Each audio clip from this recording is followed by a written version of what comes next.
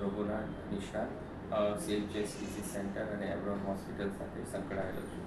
મિત્રો, આપણે જાણીએ છીએ કે અત્યારે જે ગરમીમાં એકદમ વધારો થયો છે, જેના લીધે સામાન્ય લોકોના શરીર ઉપર કેવી અસર થાય છે તેના વિશે આપણે આજે થોડી ઘણી માહિતી આપીશ.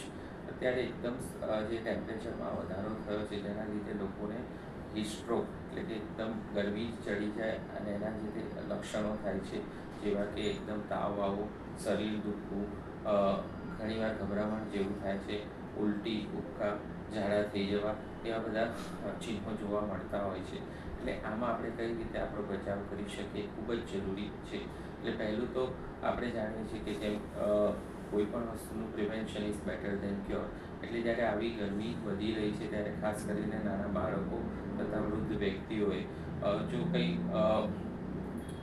કંઈ કામ અગત્યનું ના હોય તો ઘરની બહાર જવાનું ટાળવું જોઈએ. ખાસ કરીને બપોરના સમયમાં, જેમ કે 11 વાગ્યાથી લઈને સાંજે 4-5 વાગ્યા સુધી તમે ઘરમાં જ રહો અને જ્યાં તમને તડકો ના હોય અને ઘરનું વાતાવરણ પણ મેન્ટેન રહે. કારણ કે આપણા શરીરનું જે તાપમાન નોર્મલ 37-38 ડિગ્રી જેવું હોય છે, અને આપણે જ્યારે બહાર જઈએ છીએ ત્યારે અત્યારે નોંધીએ છીએ કે 43 ડિગ્રી જેટલું તાપમાન હોય છે. એટલે તાપમાનમાં એકદમ વધારો થતાં પણ ઘણીવાર આવા બધા ચિહ્નો જોવા મળે છે, અને જેના લીધે ડિહાઇડ્રેશન્સ થઈ જાય છે, ઘણીવાર તાવ એકદમ વધી જાય છે, અને બાળકોમાં અને ઉંમરવાળી વ્યક્તિઓમાં ખાસ કરીને વધુ પડતા તાવના લીધે મગજ પર પણ અસર થાય છે.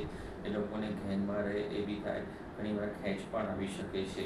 એટલે આવા જ્યારે સમય હોય ત્યારે ખાસ કરીને આપણે બોડીમાં હાઇડ્રેશનનું પ્રમાણ પણ જાળવી રાખવું જોઈએ. ખાસ કરીને બટર મિલ્ક છે, ઇલેક્ટ્રોલ પાવડર સાથે કોઈ પણ પ્રવાહીનો ઇન્ટેક લેવો ખૂબ જ જરૂરી છે, અને જરૂર ન હોય તો ઘરની બહાર જવાનું ટાળવું જોઈએ, અને તમારા નજીકના ડૉક્ટરનું યોગ્ય માર્ગદર્શન લઈ અને એની સારવાર કરવી ખૂબ જ જરૂરી છે.